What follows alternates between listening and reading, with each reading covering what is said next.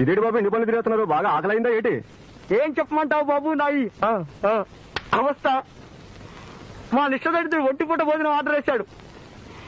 ఈ మధ్య మరీ రెచ్చిపోయి వంటగదిలో వంకాయ వేలాడ కట్టడం, దాన్ని చూస్తూ ఉట్టన్నం తినడం, గాజులో పులుసు పోసుకుని దాన్ని చూస్తూ ఉట్టన్నం తినడం, ఇలాంటి విద్యలు ప్రదర్శిస్తున్నాడు. మధ్యలో నేను మలమలా మాడిపోతున్నాను బాబు. ఆ పగవాడికి కూడా వద్దు ఈ దుష్ట కష్టాలు.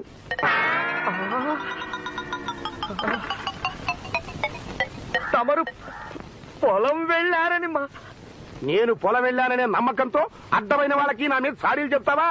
విన్నా, అన్నీ విన్నా. ప్రస్తుతం నీ జీతం ఎంతరా?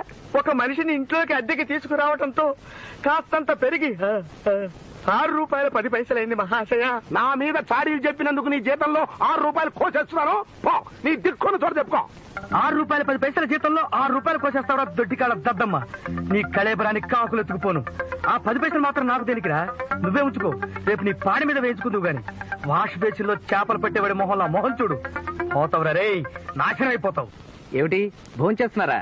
నువ్వు వచ్చావు. ఫోన్